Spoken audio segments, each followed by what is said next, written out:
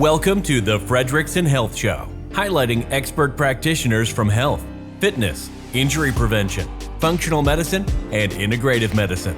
If you are into upgrading and optimizing your health, this podcast is for you. This podcast is for educational purposes only and not intended to be used as personalized medical advice. And now, here is your host, Dr. Robert Fredrickson.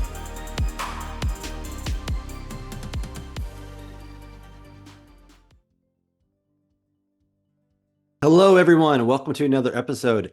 On today's show, we are going to talk with Dr. Julia Allen, who is one of my colleagues, and who now has a specialty in neurodegenerative disorders. Dr. Julia, thank you so much for coming on today. Well, thank you for having me, Dr. Fredrickson. It's nice to be here today. Yes. And so for everyone listening, tell us about your chiropractic neurology background, how you got into that, and then how you started getting into this new functional approach to neurodegenerative disorders. Well, I've been a chiropractic neurologist for almost 3 decades, and it was after chiropractic school that I did my specialty in as a diplomate of the American Chiropractic Neurology Board. And we do traditional chiropractic, but our specialty is taking patients that are in a lot of pain, they have complicated disorders, they have some long-term chronic illnesses, and getting to the root cause of what's going on with them with a non-pharmaceutical approach, with lifestyle supplements, rehab exercises, brain-based exercises, to have them live a healthier, happier, and a better quality of life. So it was a natural fit to go from healthy body now to healthy brain. And that's kind of where my Healthy Genes program developed from, to look at patients that have aspects of cognitive decline, brain failure, and see what can be done to improve their quality of life as well. Yes. And so for everyone listening, what makes a chiropractic neurologist different? And we're going to get into all the fun stuff with the cognitive decline, dementia, and Alzheimer's. But because you've done some fascinating stuff, and I am just so amazed by some of the help that you've done with me personally. When I had my disembarkment issues for my fishing trip, you helped me tremendously. And so, what made you decide to be a chiropractic neurologist? Was that something that you always wanted to do, or how did that transpire for you? No, it's not something I set out to do. It was in chiropractic school that one of my professors was in the neurology diplomate program, and the way he could explain how the body works, how the pathways work, what's turned on, what's turned off, what's excitatory, what's inhibitory, and all of the aspects of brain function, and how your brain controls every cell, tissue, organ in your body, and how that's responsible for a lot of output of muscle tone, of muscle weakness. And that's kind of what got me fascinated to think, oh my gosh, there's such a whole other world of neurology, and what chiropractic neurology can do to apply for it, for application. So kind of like your example, we can take somebody who has disembarkment syndrome, somebody who's got vertigo, and be able to look at them to tell if it's something vestibular, is it an inner ear mechanism, is it something with eye function that we're going to do eye exercises for. We just have a better clinical ability to differentiate what's going on with the patient in order to be able to do some exercises or rehab to help them. So what type of patients would know to seek out treatment, or could benefit from kind of this different approach? Like, if I feel like so many people could use these types of treatments and services, but they don't maybe know that they can get help. What kind of cases have you seen? Share some amazing outcomes that you've had with your patients, just for everyone listening. Well, gosh, I'm gonna have to go back to my data file, because we see quite a few of them on a frequent basis. So we deal a lot with patients that had traumatic brain injury. We deal with patients that have, vertigo, dizziness issues. I had one patient that was in her early 20s. She had been in a car accident. She had traumatic brain injury. She couldn't live on her own. She was living with her brother and her sister-in-law, wasn't working, was sleeping, 21 hours a day, sensitive to light, sensitive to sounds. And she came in to see me, and we worked for about 6 months. And she got to the point where she no longer had headaches. She no longer had the sensitivity. She was changing her environment by living in her room that was dark and cool instead of having her brain be able to adapt to the environment around her. And so, in working with her and doing some very simple beginning exercises, and then those got easier, more advanced, she was able to go back to work full time. She could drive a car again. She kind of got her life back, and was just very excited and very happy to see that. That's not something that a medication is going to be able to help somebody do, but being able to take baby steps to say, okay, this is what we're going to address first, the sensitivity to light and sound, and then we're going to work on some of the headache patterns, and kind of go from there. Yeah, thank you for sharing that. It's all about being resilient and being able to adapt to the stressors at Right. hand. And so now we're going to get into your journey into the cognitive decline world in your practice. When did Right. you start learning about this, and when did you start, utilizing this in your practice? How did that Well, journey start? that all came about when my friend Dr. Fredrickson said, hey, there's a symposium being hosted in Austin that has about 10 different integrative doctors and functional medicine, health coaches. And would you like to go? I said, sure. And this was probably maybe 3.5 years ago. Hmm. So I went, and in the presentation, one of the doctors stood up and she was talking about genetic markers, genetic factors, and what they call genetic SNPs and variations. And the detail that the test can go into on how is different for every single person, and the specificity and the precision at which you're looking at, it kind of completed a picture for me that I think was missing in some aspects of dealing with patients and treatment and diagnosis, right? You can look at supplements, you can look at lifestyle, you can look at exercise, detox, sleep. But if you're missing a genetic factor, then you're only going to get so much of the benefit. You're only going to go so far. And, your genes are your blueprint for any aspect of biochemical reaction that goes on in your body. Nothing goes on in your body that your genetics don't tell it to do or not to do. So I found that just very, very fascinating. So that's kind of what started me on this path of utilizing genetic testing. And then that kind of incorporated into being able to help with cognitive decline, because I have patients say to me, Dr. Allen, I forgot the account of my bank account number, and I forgot my son's phone number. Is that something I should be worried about? Or they'd say, I can't follow a recipe anymore. Or I walk out of the grocery store and I can't remember where I parked my car. Is that something I should be worried about? And they're not getting answers anywhere else. So I said, well, sure, let's look into that. And that's kind of how it all came together.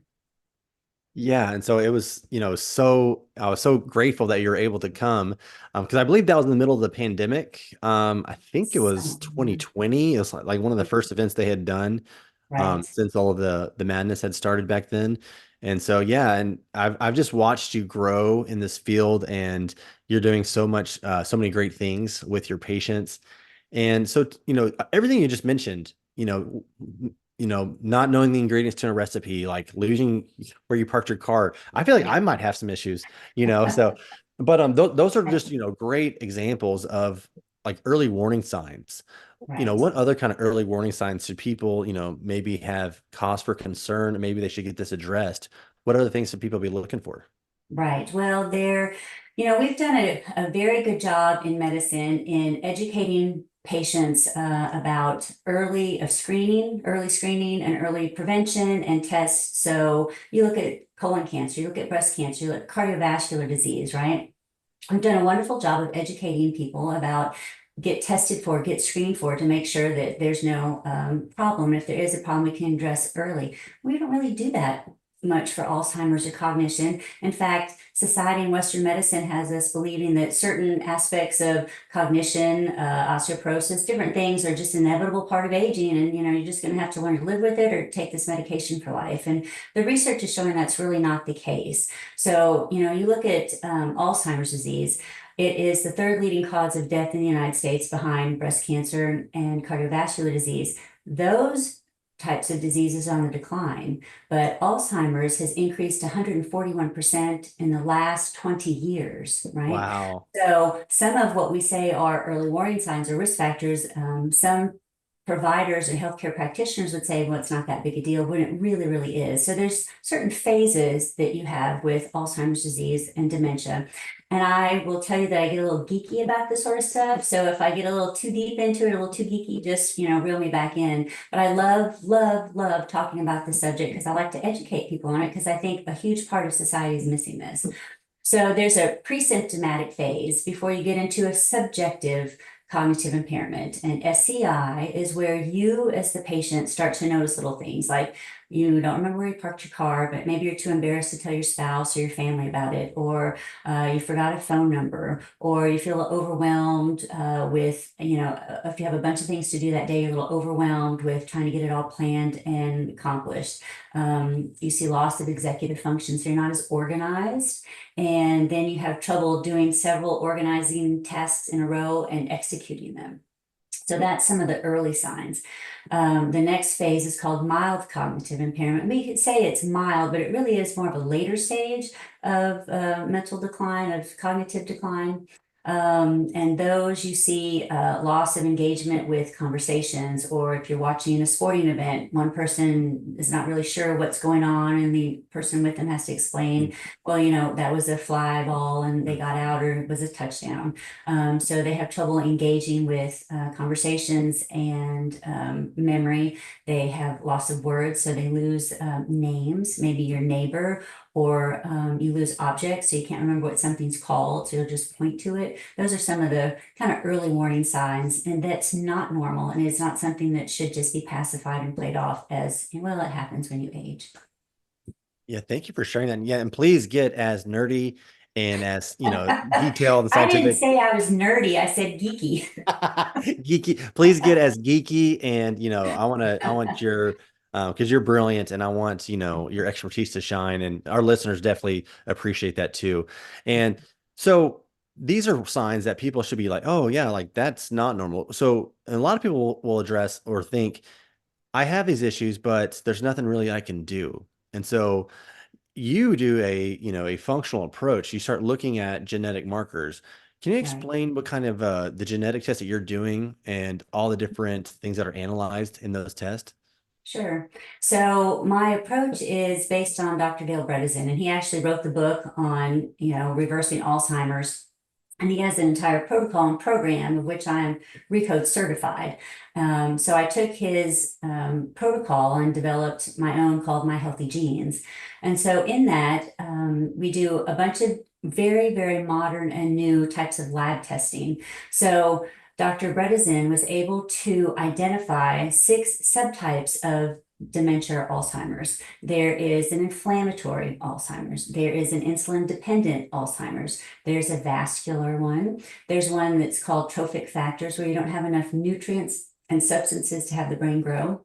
There is toxic, which means they have mold toxicity or heavy metal toxicity. And then the last one is traumatic, from traumatic brain injuries. So the way to look at it when a patient comes to me is, okay, which one do you have? How are we going to figure that out? And we do that through a variety of lab tests. So we look at lab tests for heavy metals. Do you have lead? Do you have mercury? We'll do lab tests to look at any type of mold toxicity. We will do a computer cognitive assessment that a patient does at home on the computer to look at executive function. It looks at processing speed. It looks at visual memory, verbal memory. It tests all these different markers. And then it will compare you to your demographics to see if you're average, above average, below average, where you are, where you fall in the demographics. We also look at comprehensive metabolic panels that include B12, methylmalonic acid, homocysteine, all the thyroid types of markers and panels. We look at hormones as well. And then we do what's called the volumetric MRI. Now, most people are familiar with a traditional MRI, but a volumetric MRI is different and it's newer. And a traditional MRI does about 25 different slices of the brain. A volumetric MRI is much more sensitive to losses in brain volume. And yes, as we age, we can lose the volume of our brain, which means we don't have as many neuronal connections.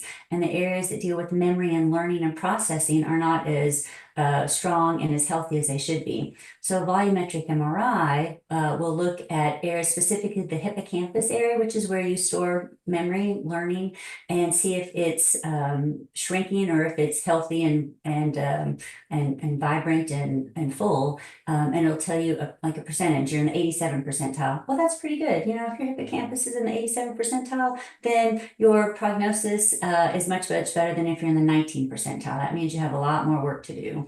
And then the last one we do is a genetic testing. And the genetic testing and the company we use tests over 700 gene SNPs, and they have a database of 10,000 scientific references that go along with it. Wow, that's a lot. And sounds like a very, very thorough approach Right. to assessing what level of cognitive decline a person has. What is the main trigger? You named 6 different pathways. A lot of people think, oh, it's a concussion, but there's so much more that you just described. And so how do you know like where to go initially? Do you and where does someone even start? You know, because I know that you see people, you know, from early, you know, maybe younger ages to people that have maybe more advanced stages. You know, where do we go, or where do you approach these individuals? Is it how do you treat someone who's got advanced cognitive decline versus something that might be more preventable? And is all cognitive decline preventable in some capacity?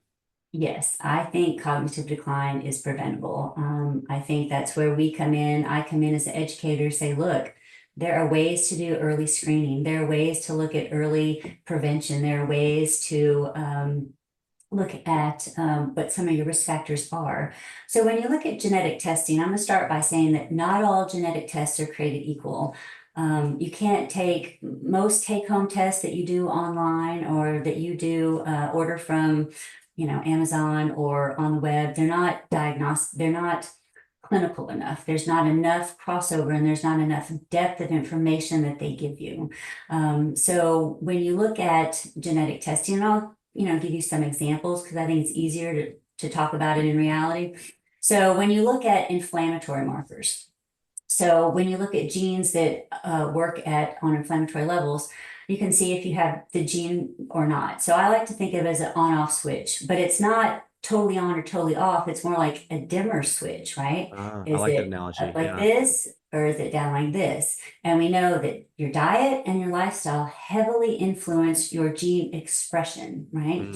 So Yes. if you're a smoker, oh, that's up higher. If you're a drinker, oh, it's up higher. If you know, all these risk factors make that dial turn up a little bit more toward the odds ratio that gene is going to express. So an inflammatory marker gene that we look at is called TNF alpha, and it's for brain inflammatory marker. So TNF alpha we know is high in patients that have OCD, that have anxiety, that have depression, that have autism, that have Alzheimer's disease. So that's one of the markers that would be important to look at to see what their probability of that gene expression is, right?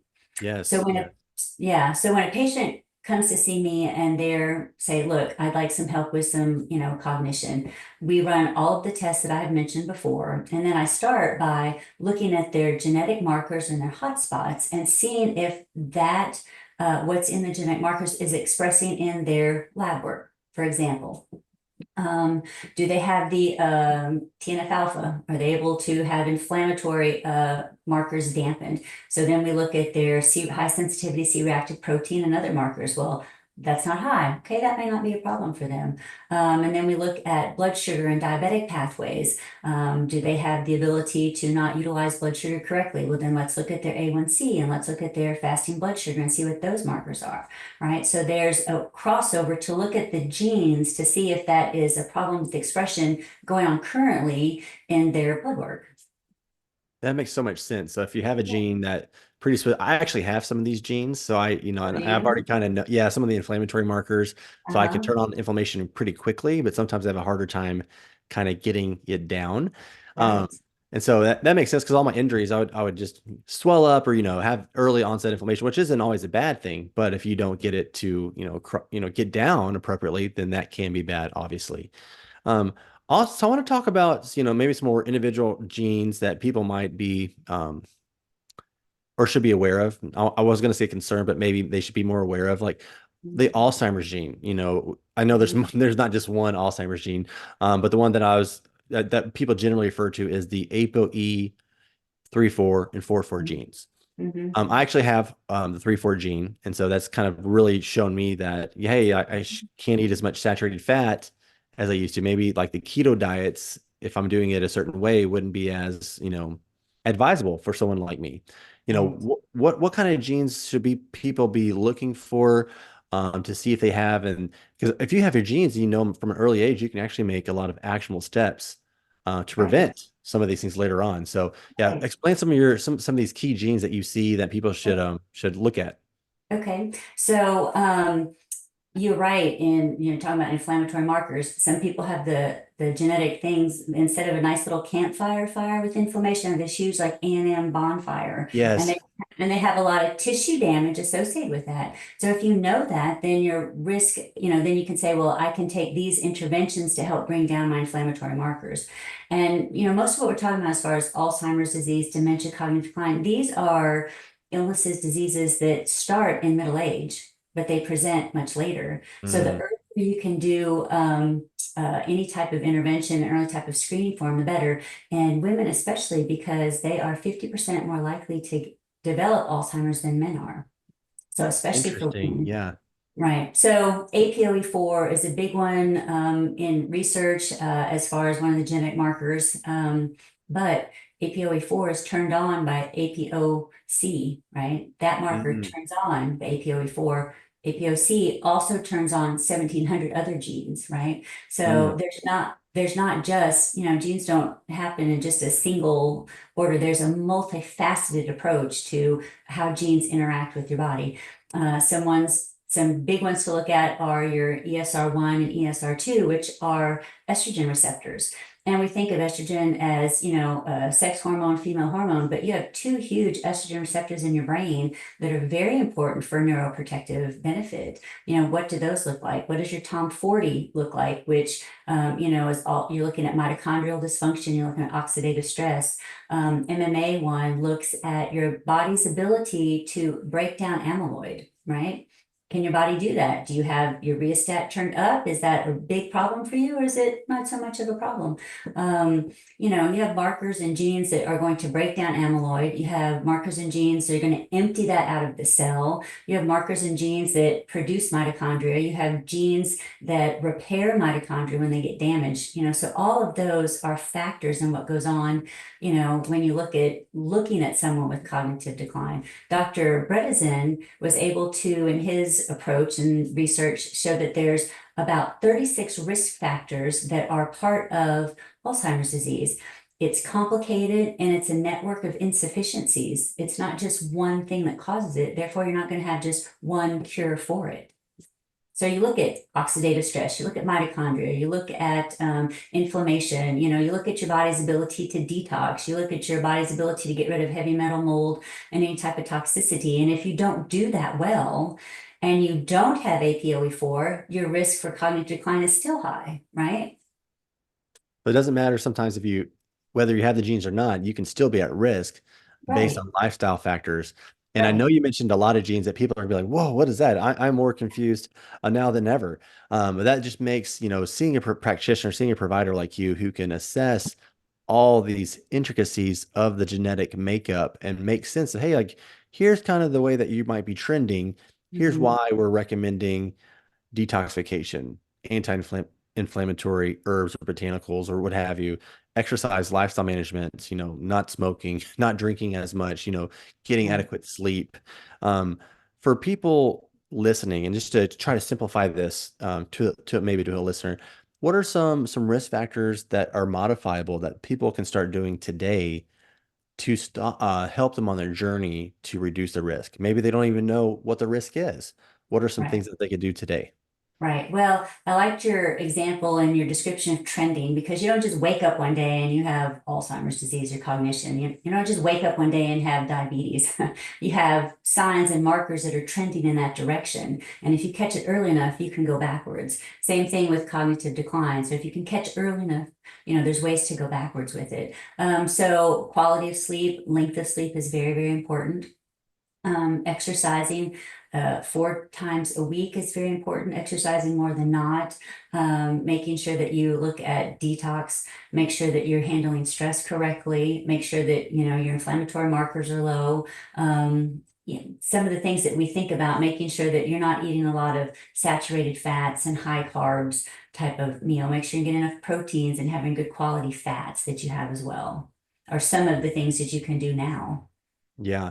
For the exercise piece, I know there's a lot of amazing benefits of exercise, but also one of the benefits is, increasing brain-derived neurotropic factor. Is there a certain type of exercise that you recommend to individuals Mhm. for So cognition and improvement? So BDNF, brain-derived neurotrophic factor, is one of the markers that we look for. And you can think of that as the fertilizer that the brain lives in. So it's a fertilizer for all the cells, and you want it to be nice and healthy. And research has shown that BDNF is increased with usually high intensity type of training. It's also increased with cold water plunges, and cold showers also increases BDNF.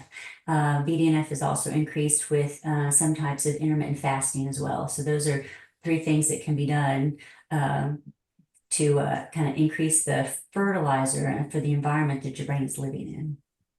So people have no excuses. If they can't do a cold plunge, they can exercise. If they can't exercise, Right. they can do intermittent fasting, right? So there are multiple ways to increase these pathways. And side note, I just got a cold plunge. I'm super excited. Oh, Yeah, it's coming in the mail. I'm really excited about it. So that's good. You'll have to let me know how it works for you. I will. Do you like to cold plunge?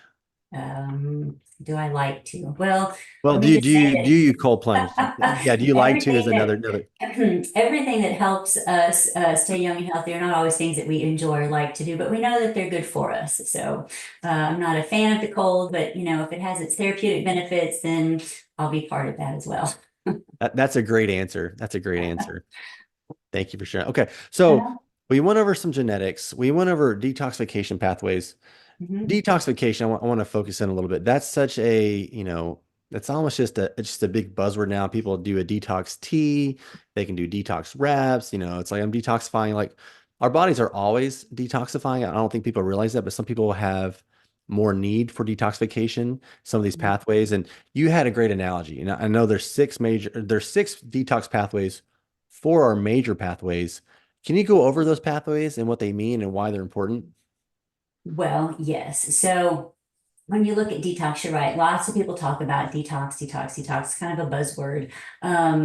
But what it does is and when you detox, your body also recycles some of the biochemicals that are used in detox. It's not like you take glutathione, which is kind of a known detox agent.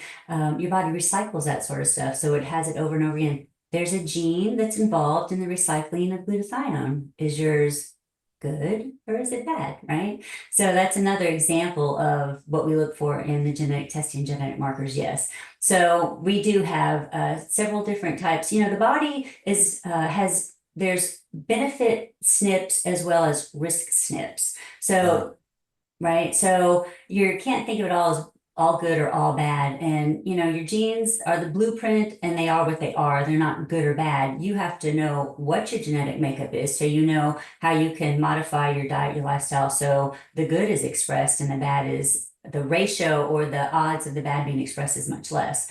But you look at detox pathways, and yes, there are glutathione types of pathways for your body to get rid of, in your body and in your brain, toxicity with mold, toxicity with heavy metals, toxicity from pesticides, toxicity from glyphosates, right? So an example that I have of one of my patients was a 55-year-old surgeon. And that's kind of relatively young to start noticing changes in cognition.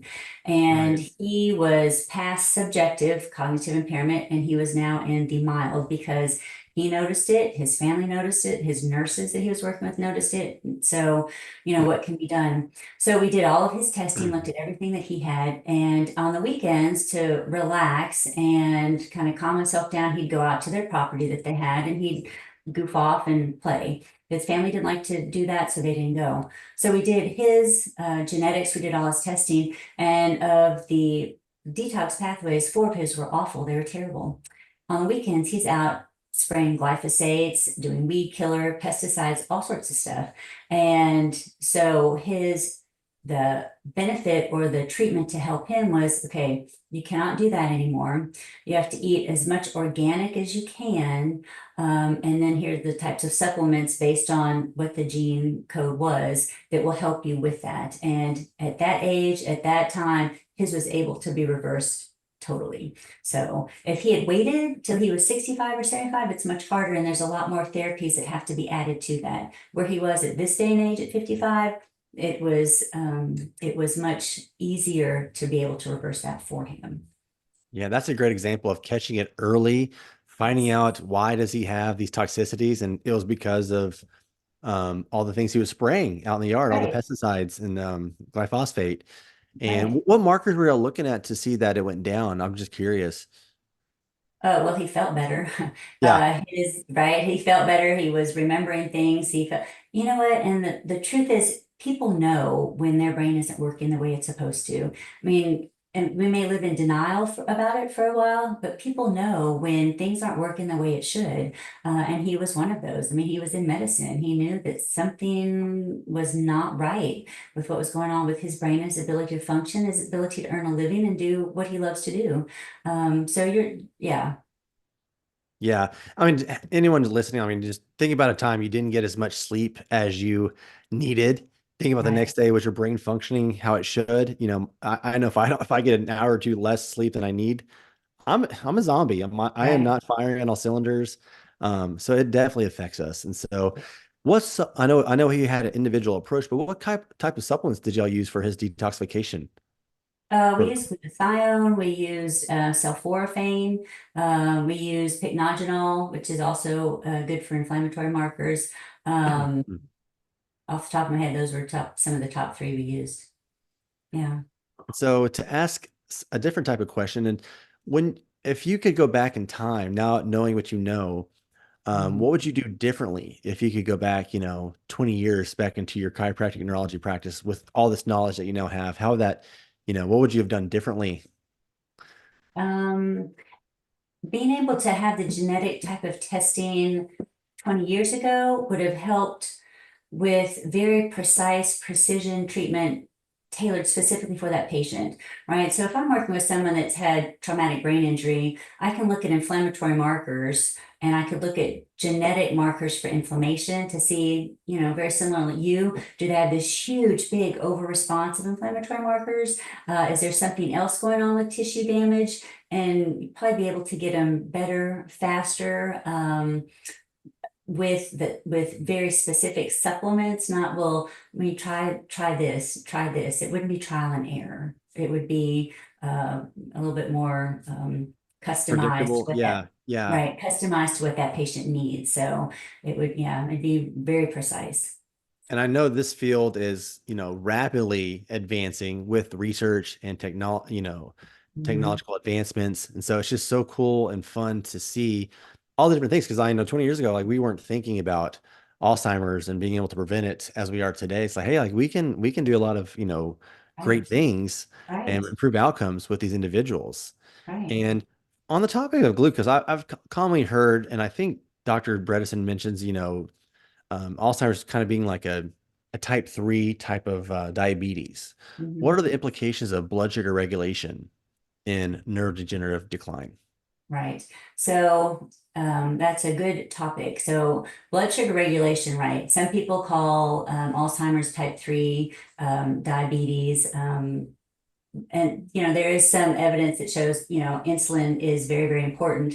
So insulin is, and how your body uses fuel, sugars, carbohydrates that you put in it is very, very important. Some people don't think about it, but insulin response and some of those pathways heavily affect mitochondria expression, right? Mitochondrial repair, your body's ability to produce energy. So what goes on in one area of the body with being able to regulate blood sugar affects the body's ability to be able to produce energy, be able to produce, so you don't have brain fog, so you're able to concentrate, so you don't have easily, trouble with distraction types of things. Yeah, exactly. And so many people, like, there's just so much controversy now, especially online with blood sugar regulation. People say you can eat whatever you want, as long as your calories are the same and your insulin and blood sugar will be the same. It's like, well, just test some labs and see if that's the case. Right, Um, right. and then talking about detoxification pathways, and Mhm. I don't think a lot of people realize that methylation is a detoxification pathway too. Talk about the Mhm. importance of methylation for everything that you do, and Right. why getting genetic testing for methylation is important. Why the need for increasing methylation based on a genetic need is also important. Right. So, yes, methylation is very important for, biochemical factors that go on in your body and B vitamins. And it's kind of a buzzword too. People know about Hmm. methylated, vitamins. Um, so I had a patient that's 83 years old and I've been working with him for 6 months. And we did his volumetric MRI, we did his comprehensive metabolic panel, we looked at his heavy metals, we looked at any types of toxicity from mold, we did it all. When he had to do the online computer cognitive assessment, he performed very poorly on it. He was at below average or average for most of what he did in processing speed, in memory, in executive function. Now, when he first came to see me, like I said, some people try to downplay a little bit of what their symptoms are, but he was a little bit more advanced and he really led on to me. He lives alone. If you told him he was 83 and really too old to have any type of testing done, he would have been offended because he's very active. He lives alone. He wants to go travel and see his children live throughout the United States and in Europe. He loves spending time with his grandchildren. And he noticed that he has to write everything down because he couldn't remember things. And then when you talk to him, if you were to ask him a question, he would pause for an unusually long amount of time before he'd answer. So he's trying to process a question that I'm asking him before he can provide me with an answer. So his processing speed was slow. We did all of his testing. His homocysteine level was 23. Now, lab markers probably put it at 15. You want at 10, but ideally is 7 for homocysteine. So he had a huge methylation pathway. So that's an example of when you look at his genes, which showed he had problem with B12 methylation, and what the lab work validated that and said, yes, he really does have a problem with that. So I've worked with him for 6 months. And now his methylation is down around 13. He doesn't have to write things down anymore. He walks a normal speed. When you ask him a question, he can engage in a conversation right back and forth very, very well. He doesn't have to pause and think about what you're saying. His speech isn't slightly slurred anymore. And his words, his exact words to me, or you've given me my life back. And it's very, very rewarding to do that for a patient. But if the patient has a goal that they want to travel and live independently and have a good quality of life, and they can control that with the foods that they eat, the supplements they take, the lifestyle they live, I want to be a part of that to help them reach that goal. Yeah, and that's amazing. Just getting his life Yes. back and being able to respond in a way, because it's I'm sure it's aggravating if you know you want to respond in a way, but your body's not able to do that, or your brain's not able to do that. It's frustrating, and you don't feel like yourself, and so it's so impactful for all the work that you're doing. Well, and then, you think, well, I don't want to live with my children. I want to be a burden on my children. And Hmm. then you start going down the pathway of, well, I don't want to live in a care facility in a memory, it's very, very hard. We've all seen, there's probably every person listening or watching this, their life has somehow been impacted by a family member or a loved one that has Alzheimer's disease or cognition. So they know exactly what a tragedy it is when a patient has that, and what it means for the caretaker that's taking care of them, what it means for the financial burden, what it means for the social isolation that comes with that. So if we can avoid that, and if we can do things to help control that, so a patient doesn't have to experience it, that's, a win-win overall. For sure. Yeah, And thank you for sharing, the impacts on not just the individual, but also the family, because right. that's such a big burden for some families. And, it can be detrimental in more ways than one. Yes. Something I wanted to touch on, and you do a great way of explaining this, is when looking at labs, just like a basic set of labs, there's, certain parameters, certain ranges that are on the normal side, and they might be really wide. And then how does a functional provider look at more of the optimal range? Right. Oh, that's a good question. And that's right. There are a wide variety of lab references. And really what that is, it's a statistical reference.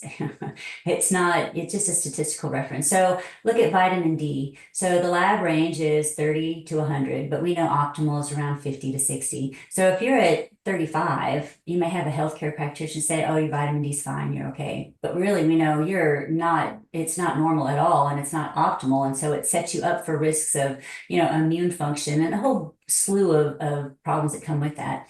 Homocysteine levels can range up to 17. I've seen some lab references, 17. 10 is where you want it. 7 would be ideal. So, those are some of the functional lab values that are very, very important to have overall optimal health. If you don't have optimal lab values, I don't care how much you exercise, I don't care, how right you eat. If you can't get those optimal, then your healthy lifestyle isn't going to be optimal either. So true. And I was, I had this thought today. I was talking with a provider, about some people that, they really they go online and say, I don't take any supplements. All I do, is I work out and I eat good. And it's like, well, like what are your labs? What do your labs show? Because you can look good on the outside, but what do you look good, like how do you look on the inside? And I Right. and I think that's super important and critical because some of these labs that we see are like, hey, you're an athlete, you're not recovering, your vitamin D is at 31. Mhm. Your magnesium, serum levels at, a 1.8. We know that should be like a 2.2. And then some of these Right. markers aren't even tested. Like insulin is rarely tested on a standard lab. You have to, order that, or thyroid panel. They usually only order TSH. They don't Right. order all the different, T4, T3, TPO antibodies, reverse Right. T3. And so, yeah, the list goes on and on. It's like just getting a basic profile on somebody and then seeing those changes can make huge impacts. Mhm. On, I guess, the topic of lab markers, what are some of the lab markers that you like to see on a basic lab panel? And for people listening, like what should they be looking for? Vitamin D, et cetera. Vitamin D, homocysteine, A1C, fasting glucose, look at your potassium, your magnesium, your sodium levels, calcium levels, look at all of your triglycerides. The panel we run has methylmalonic acid on there as well because it's much more sensitive to B12 insufficiency than a serum B12 test. We like to look at all the thyroid functions. So the labs that run look at not just TSH, but all the thyroid labs, thyroid function. Then we do a urine analysis as well. So it's probably a little bit more comprehensive than just your yearly lab values that are looked at by another healthcare professional. Exactly. And thanks for sharing about the methylmalonic acid for B12 because that's a lot of, confusion too. You can have serum B12 be really high, but maybe it's not getting in, into the cell. Right. And Right. so, And you have genetic markers that talk about the absorption of B12 in the stomach. So if you have the genetic risk where you're not absorbing B12 in your stomach because your genes are such, you taking a pill for it is worthless, right? You would do better with yeah, an oral supplement or, something else besides a pill because you're not absorbing it. So like a sublingual or something like that, or sublingual B12 shot, yeah. something other than taking this B12 pill. Is that gene the FUT2 gene, FUT2? There's some gene that has implication on B12 assimilation and absorption. I don't think it's A that different one. one. Okay. That one's a fructose something something something has to do with I think that one has to do with how your body absorbs and uses sugar for prebiotic for feeding the good bacteria that's in your gut. Maybe that has something to do with I'll have to look this up so I'm not getting incorrect information, but I think there's something to do with the bacteria being produced in B12, one of the genes. But Okay. you know better than I do. Okay. So looking at these markers and people are like, okay, that's a lot of markers. I've never got that tested. Mhm. Um, maybe they've never got their genetics tested, and for people listening to say, oh, like that's a lot of tests, what am I, where do I start? Is there options for people to say, hey, like I want to maybe start, just with a few things here that can add that later? Maybe if it's on an early stage, how would that work with the Yeah. patient? I do a lot of live talks and have patients come in and host, some discussions in the clinic. Once in a while we can do that, but I find it more effective if we can just go all in, right? If we Yeah. can just do all the lab work together. One of the labs that I didn't talk about is a leaky gut panel when you look at inflammatory Yeah. markers, right? That's also one of the basics that we run because inflammation is the hallmark of a lot of neurological degenerative changes that are present. And so we do look at leaky gut. And for those who don't know what that is, that means that you don't have tight junctions within the cells of the gut and the intestine. So you have bacteria, partially digested food that get into the bloodstream, and it causes a systemic inflammatory response that your body's trying to fight. It is fixable, it is reversible. It takes specific supplements to help heal that, but once that's healed, then you don't need those supplements anymore. But leaky gut is also a marker and a test that we do. But I find it's best if we just, like I said, we just start and we go through all of them. Then we have the complete picture for the patient, and it's not trial and error. Yeah, you're not just piecemealing it all together one by one. You're Right, putting a full plan, a full package together right, for every single patient. right. Yeah, and so then back to the gut. Yeah, the gut is sometimes considered the second brain. Right. It's so critical for our overall health, and so many people have poor gut function. They have intestinal permeability issues. They have, malabsorption issues. They have inflammation on the gut level. What are some ways people can help increase their gut health? And what are some of your favorite, maybe it's supplements, maybe it's lifestyle approaches to help with it? Well, when we look at lab work that we do, we look for the leaky gut, and we look at there's also some gluten sensitivity, and gluten exposure is very, very common cause of leaky gut because of pesticides and the glyphosates that are used. So if someone just wanted a simple, easy, I would say, go gluten-free for 30 days and see how you feel. When you look at gut health, you're also looking at, are you making enough hydrochloric acid for your body to break down your food? Do you need digestive enzymes so you're absorbing what's going through your system? If you are, well, people like to talk about constipation because it's kind of embarrassing, but one of the early signs of brain failure and brain decline is constipation. You look at gut motility and transient time. So if you eat every day, you're supposed to go to the bathroom every day, 2 to 3 times a day, no more, no less. If it's going through you too fast, then you're not able to absorb the nutrients that you're trying to take from your food. If you're going not enough into constipation, not eliminating the toxins that are in your system. So, constipation is one of those that looks at neurological decline markers from way back when. In fact, do you know the German word for constipation? I do not. No. The German word for constipation is far from pooping. Far from pooping. I love that. Yes. Yes. Yes. So gut health, transient time, bowel habits are all very, very important as far as gut health. Like I said, gluten-free, prebiotics, probiotics, digestive enzymes, hydrochloric acid are all very, very important. And, unfortunately, as we age, we don't make as much hydrochloric acid as we normally do. So you may need a little help with that. If you have acid reflux, that's a symptom of not having enough acidic environment to break down your foods. Yes, thank you for that. I'm going to put that as the intro to this interview, so that can be the first one. No, all kidding aside, so I had another question, just on a lab marker for cholesterol. I know there's all kinds of controversy behind this, but I also know that there is research showing that having a healthy level of cholesterol is also critical for brain development and brain health. What are your thoughts on cholesterol and brain health? Right. Well, we have known through patient testimonials and now research that when you put some patients on statin medications and their numbers get too low, they start to develop cognitive decline. Right. And there are genetic markers to look at to say if they're going to have trouble with a statin response. You can look at that in the research and literature to say you would not do well on a statin medication because you're going to get muscle fatigue, you're going to get muscle pains, and you're going to have an adverse reaction to statin medication. Right. We need cholesterol. Cholesterol is part of what keeps our brains healthy. I'm not, one who really likes to go much lower than 200. I like the 200 range for cholesterol. 160, 150 is a little too low, in my opinion, for cholesterol markers. You need cholesterol in order to have a healthy myelin sheath, in order to have a healthy lipid membrane. Yeah, and I mean, over 200 can be high in some circles too. So there's a lot of Yeah. controversy behind, cholesterol in particular. But what other, lipid markers do you like to see? Any ranges, maybe for triglycerides or LDL, with implications with Alzheimer's, cognitive decline in No, you mind? just usually just look at the ratio of LDLs and HDLs and LDLs. I don't get hung up on just one marker. I like to look at a ratio of what they've got.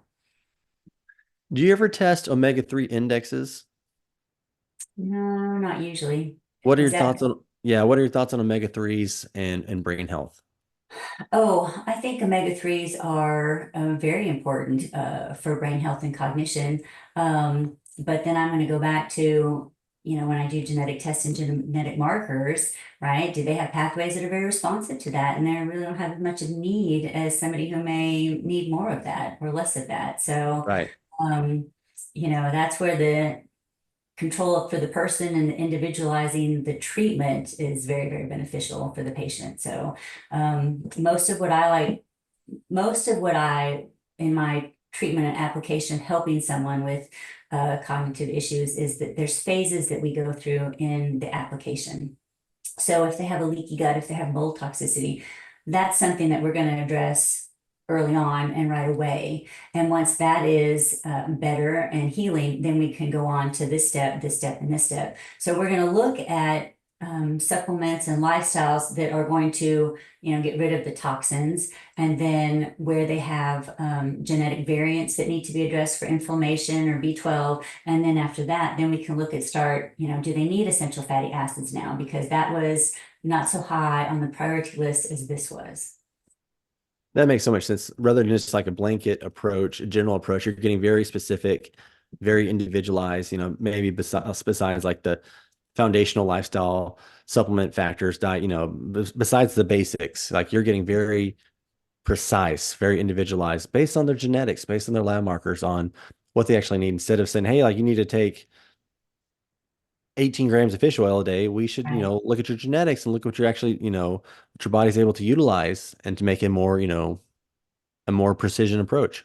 Right. And so I tell patients that, based on your genetics, these are your core supplements that you're going to be on for a very long time, because the research has shown, Dr. Bredesen has shown, that once you start making positive changes, they are sustainable. As long as you stay on the supplements, those positive outcomes are very sustainable. So some of the supplements for like leaky gut or mold toxicity, those will drop off as that is getting better. But these core ones, those you're going to be on for a long, long time. So I don't like to ask the patient to do too much supplements, because then think you get supplement fatigue and they're not so as compliant because it's just too much stuff and it's a little bit overwhelming. So we're going to do it in phases. And they start to feel better as they start to help with leaky gut, mold toxicity, heavy metals. They start to feel better within, 2 to 3 weeks. Like, wow, I didn't realize I was feeling so bad. I didn't realize this was such a problem, that now I start to really, really feel good. So then we go, okay, so now we're going to go on to phase 2. So as the patient is progressing through the phases and they're, getting intestinal permeability to get better, gut health is improved, detoxification pathways have opened up and improved. And so maybe they've completed all the necessary steps. Now they're on a wellness plan. What are some of the approved foundational supplements that you like to use, or what maybe Dr. Bredesen uses in his RECODE protocol? If you don't mind sharing, please let us know. So like ashwagandha is very good for cleaving amyloid beta. Pycnogenol is very effective for inflammatory markers. Look at methylated B vitamins. You look at magnesium. You look at vitamin D levels. Some type of essential fatty acid. Those are some of the basic ones that you look at. Sulforaphane is very, very good for inflammatory markers as well. Some people that have that have a huge inflammatory response, or TNF alpha, that's helped with lion's mane mushroom, helps a lot with that. So those are some of the core ones, or very common ones, I should say, that are talked about, or our patients use a lot of. Is there anything that comes to mind that, because I mean, we talk about toxicities and we hear about, avoiding Roundup, glyphosates. Is there anything that maybe be like something sneaky that people don't realize all the time? I was kind of thinking like moldy coffee, mycotoxins. Is there anything like that that comes to mind that people might be doing every day that they shouldn't be, or that could be causing some kind of cause for concern? Anything like that that comes to mind that people don't really readily talk about? Probably. Probably. I do think that mold and heavy metals is probably underdiagnosed. I don't think it's on the radar of most traditional practitioners, if that's something that they see as a problem or see as a concern, and it's very prevalent in society, but it's not something that's talked about or done much to help patients with. So, it could be consumption of moldy foods. It could be in a house or an office building that has water damage at some point. Um, yeah, I'm trying to think if there's something that people are doing. There's hidden sources of gluten that are out there in some nail products for women, some hair care products. Yeah. Um, so there's some hidden things that are out there. There's some sources of gluten in commercial food products that aren't in, individual food products that you buy at HEB or something. So you have to really read the labels and understand what it is you're consuming if you go out to eat. Yeah, and I think so heavy metals, I think that's something I just want to talk about real quick with you is sometimes Okay. you do a basic panel and let's say like a person has pretty good levels. Their inflammation is low, they have, good levels of vitamin D, micronutrient status is in the optimal range. Um, but what if they get their heavy metals tested and they have some toxic heavy metals that are elevated, but they're not showing, inflammation in the body? You know, is there a cause for concern later on with those heavy metals causing inflammation? I was just wondering because sometimes that could go undetected for individuals. Yes. If you have heavy metals in your system at some point, it's going to cause a problem. And so it's best to address it right away. You can look at, is it coming from, filling some type of mercury amalgam? Is it coming from consuming fish that's high in mercury?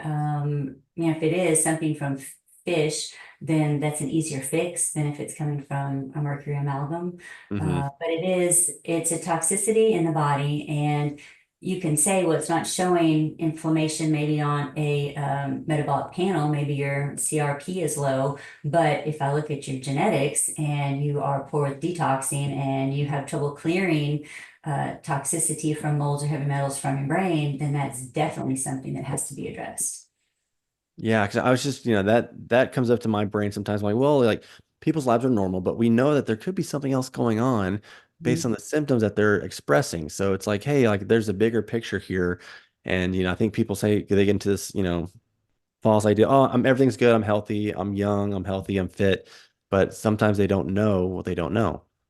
Right. And, they'll have to see a practitioner like you or I that say, something's wrong with your clinical picture. Something's wrong. Your labs may show normal. We're gonna have to dig a little deeper to see what's going on. So that's where we come in to bring our expertise in that area to be able to help a patient that something's going on that we can't explain any other way. So we're gonna have to dig a little deeper to heavy metals or molds or something in your system is causing a problem. Yes. Well, this has been an amazing interview. You've shared so many nuggets, so many wisdom pearls, if you will, on cognitive decline, Alzheimer's. And I wanted to just ask some more fun questions about you now. Now we're Okay. coming to the Okay. end. All And right. a question I like to ask everyone on the show is if you could take one herb, one supplement, one botanical with you on a deserted island, what would you take with you and why? Hmm. On a deserted island, so I'm gonna have lots of sun. I'll probably be eating seaweed on my deserted island.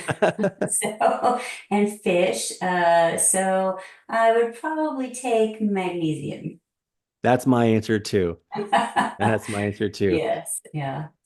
Okay, if you could put a inspirational, motivational, or health related, anything you want. This could be anything you want on a billboard, and you can Mhm. do this for free, by the way, that everyone can drive by and read and get inspired by. or, get educated by, what would you put on that billboard and why? I would put on that billboard, my healthy genes for healthy aging, early prevention for, prevention for early intervention for prevention. That's what I would put. I like that. Very Yeah. catchy. Yeah. Yes, nice. Okay, so we went over a lot of stuff today, and I think we should probably do a part two to, because we'll probably get some questions on everything we talked about. But is there Right. anything that we may have missed that you'd like to cover? Anything with cognitive decline, Alzheimer's research, anything that I may have didn't ask that you want to address really quick?